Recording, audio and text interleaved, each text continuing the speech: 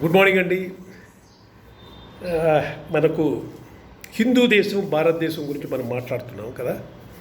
హిందూ దేశం భారతదేశం అంటే ప్రాచీన కాలం నుంచి హిందూ దేశంలో వృత్తిని వారిగా అంటే వృత్తిపరంగా అంటే ఏ పని చేస్తారో ఆ పని పరంగా క్యాస్ట్లు విభజించారు. రాజులు, బ్రాహ్మణులు, వైశ్యులు, అలా శూద్రులు అలా వచ్చేసారన్నమాట. శూద్రుల వరకే ఉన్నదండి. దాని తర్వాత బాటంలో శూద్రులలోనే మనకు షెడ్యూల్డ్ తెగ, షెడ్యూల్డ్ ఇది గవర్నమెంట్ పెట్టినట్టు, అంత మునుపు లేదు అని ఉండేది. అవన్నీ కూడా శూద్రులు క్యాండిడేట్లోనే ఉండేది. అంటే బిలో శూద్రులు, మిడ్ లెవెల్ శూద్రులు, అబవ్ శూద్రులు, అలా 3 కేటగిరీస్ చేసుకో ఉన్నారు అప్పట్లో. దాని తర్వాత చేశారు. దాని తర్వాత ఇది ఒక్కొక్కరికి బెనిఫిట్స్ కొరకు, వాళ్ళ యొక్క ప్రణాళిక జరగడానికి కొరకు, అప్లిప్మెంట్ కొరకే ఈ క్యాస్టిజంలో నుంచి రిజర్వేషన్స్ పెట్టారు. So this is the standard situation in constitution of India. So దాన్ని షుడ్ నాట్ పాయింట్ అవుట్. మీకు అమెండ్మెంట్ ఉంటే ఇది రిజర్వేషన్ యొక్క రేషియోస్ని పెంచుకోవడము, తగ్గించుకోవడం ఉంటే పెట్టుకోవచ్చు. So forward and OBC and BC, that is one. And SC ST అలా పెట్టారు. Forward, OBC and BC, SC ST అలా పెట్టారు. బీసీలో చాలా ఉంటుంది, ఎస్సీ ఎస్టీలో చాలా ఉన్నాయి. సో ఈ నంబర్ ఆఫ్ థింగ్స్ అనేది you have to see what are the benefits అని. కానీ ఇది హిందువులే ఉండేవాళ్ళు, భారతీయులు ఉండేవాళ్ళు, అందరూ భారతదేశంలో ఉన్న వాళ్ళకి అందరికీ వర్తిస్తుంది అనమాట ఇది. కానీ సడన్గా మనకు ఇన్వాడేషన్ అంటే ఒక 2000 సంవత్సరాల క్రితం మనకు ఈ క్రిస్టియన్స్, అంటే క్రిస్టియన్స్ కాదు, యూదులు యాక్చువల్గా కేరళలో ఫస్ట్ స్టార్ట్ అయ్యారు. అంటే ఏడి మేబీ 60-70లో ఫస్ట్ స్టార్ట్ అయ్యారు యూదులు. ఆ యూదు వంశాన్ని డెవలప్ చేసి వచ్చారు. యూదులు గుళ్ళు ఉన్నాయి, టెంపుల్స్ ఉన్నాయి, చర్చిలు ఉన్నాయి. అంటే ఆ యూదులు అట్లా చేసుకునే వచ్చారు. దాని తర్వాత క్రిస్టియానిటీ అనేది బాగా డెవలప్ అయ్యి, ఇట్స్ ఎ పొలిటికల్ పార్టీ లాగా డెవలప్ అయ్యి వచ్చేసారు. పొలిటికల్ పార్టీ కింద అక్కడి నుంచి వచ్చి, అంటే బైబిల్లో క్రిస్టియానిటీ గురించి ఎవరు రాయలేదండి. దానివల్ల don't bother about this Christianity and Bible.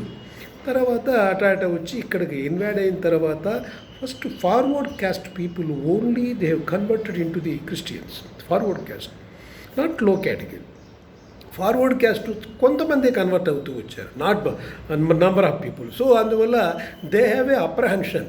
So మనం చిన్న బ్యాక్వర్డ్ క్లాస్ కానీ, ఎస్సీ ఎస్టీ కానీ గాలం వేసి క్యాస్టిజం మీద వాళ్ళకు కొన్ని పాయింట్లు చెప్తే వాళ్ళు ఎక్కువ మంది కన్వర్ట్ అవుతారు అని, because of that loop whole వీళ్ళు ఎన్కాస్ట్ చేసుకున్నారు అంతే, అంతకంటే ఇంకేం లేదండి. Because of that loop whole నుంచి ఎన్కాస్ట్ చేసుకున్నారు అంతే. వీళ్ళకు కూడా అంటరానితనము అనే ఒకటి ఉండేది. తర్వాత లో క్యాస్ట్ ఇన్ఫీరియారిటీ కాంప్లెక్స్ ఉండేది కాబట్టి, so they want to choose another option అని చెప్పి వాళ్ళు కూడా రెడీ అయ్యి, ఇప్పుడు ఒక 20-30% పీపుల్ అలా ఉంటే 70-80 పీపుల్ మనం ఎందుకు ఎస్సీ చెప్పుకోవడం, ఎందుకు మనం క్రిస్టియానిటీ చెప్పుకుంటాము అని చెప్పి, సో ద ఇన్ఫీరియారిటీ కాంప్లెక్స్ ఉన్న క్యాండిడేట్స్ క్యాస్టిజం పీపుల్ని సుపీరియారిటీగా కాంప్లెక్స్ చూపించుకోవడానికి, ఎగ్జిబిట్ చేయడానికే that is the Christianity, that is the one, right. అక్కడ వరకు మీకు చెప్పేశానండి. కానీ కొందరు మాత్రం క్రిస్టియన్ కింద కన్వర్ట్ అవుతూ ఉన్నప్పుడు కూడా they doesn't want to change their names.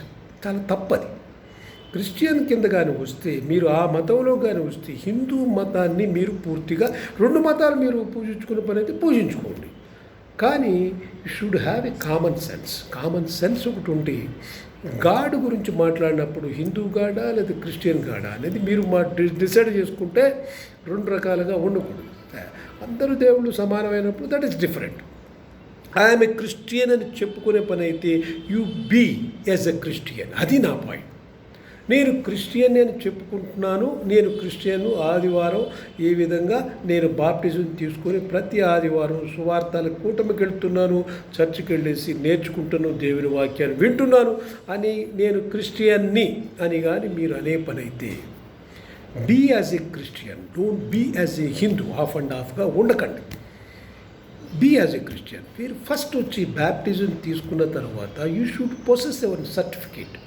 అక్కడ క్రిస్టియానిటీలో నేను జాయిన్ అయినట్టు ఆ పర్టికులర్ పాస్టర్ మీకు కానీ ఇస్తే ఆ డాక్యుమెంట్ తీసుకొని గవర్నమెంట్లో మీకు ఎక్కడెక్కడ స్కూల్లో కానీ ఎంప్లాయ్మెంట్ కానీ సబ్మిట్ చేసి మీరు కన్వర్టెడ్ క్రిస్టియన్ కింద రాసుకోండి.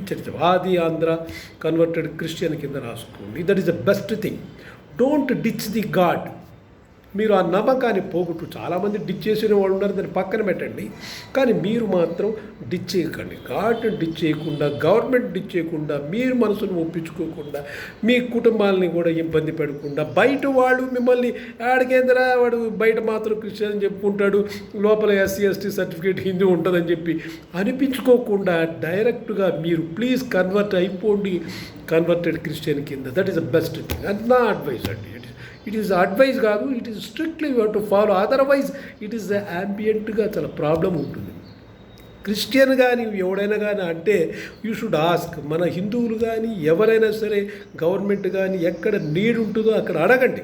నీకు క్రిస్టియన్ అంటే సర్టిఫికేట్ ఉందా, బాప్టిజం సర్టిఫికేట్ ఉందా, కన్వర్టెడ్ క్రిస్టియన్ ఉందా అని అడగండి. Possess you ask the ID card, like Aadhaar card లాగా. ఎందుకండి క్రిస్టియన్ అని చెప్పుకోవడము, వాడు ఏదేదో చేసుకోవడము, లోపలేమో హిందూ సర్టిఫికేట్ పెట్టుకోవడము, ఎందుకు అలాగే చేయడము?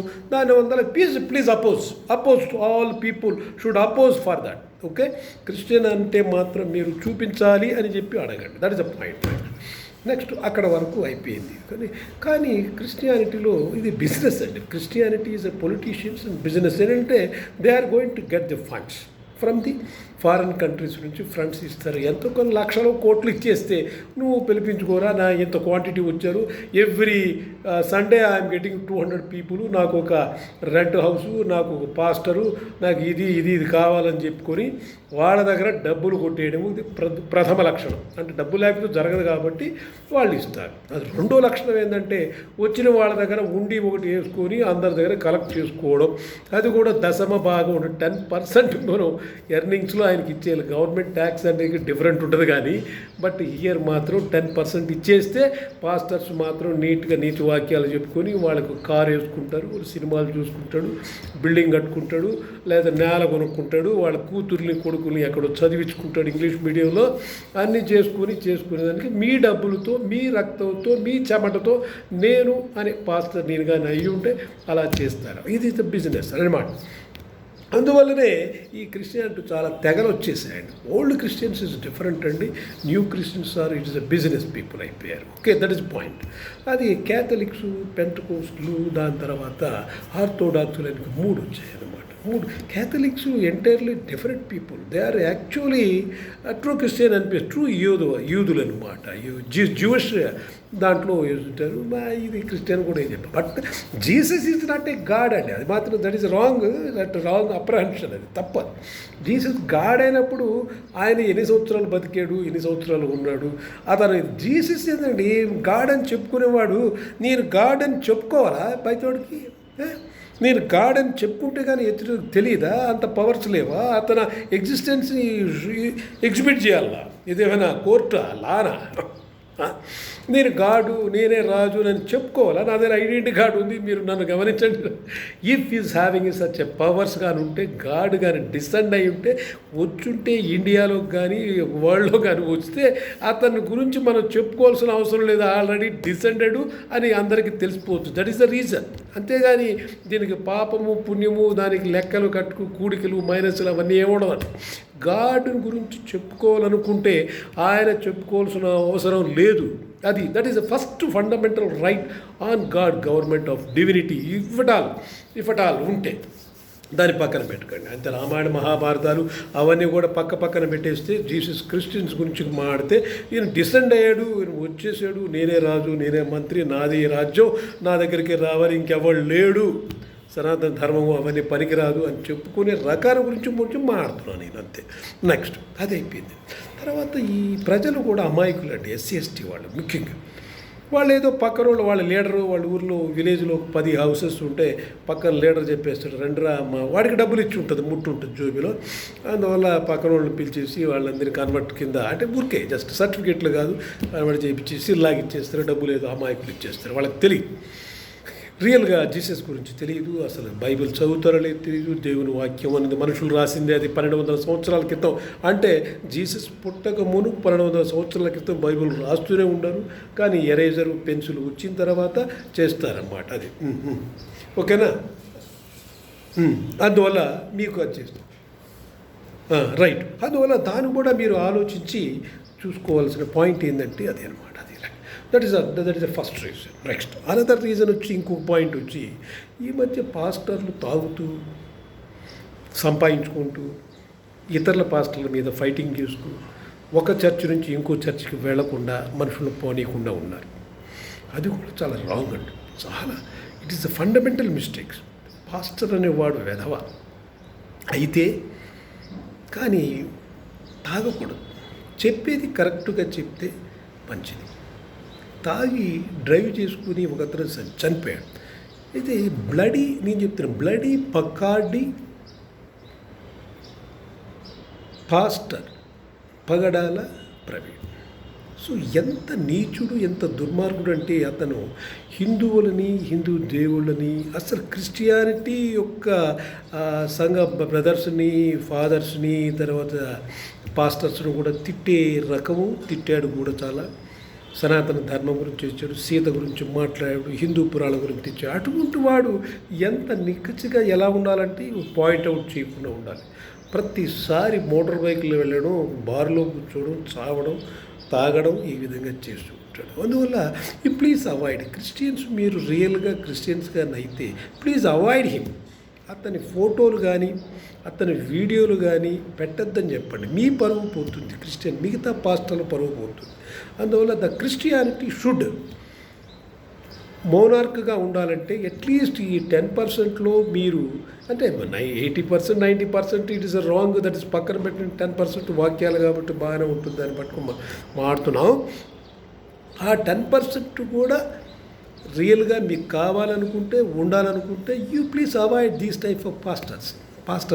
ఇతను పరమ దుర్మార్గుడు, పరమ నీచుడు, నికృష్టుడు. అందుకే వాళ్ళ భార్య కూడా తెలిసే ఉంటుంది కాబట్టి ఆమె పెద్ద పడించుకోలేదు, వీడు తాగి కొట్టేసి ఉంటాడు అని చెప్పి. అంతేగాని వాడిని కూడా చెప్తాడంటే వాడు చెప్తే ఏమొస్తుందండి హిందువులకు కానీ ముస్లిమ్స్కి కానీ.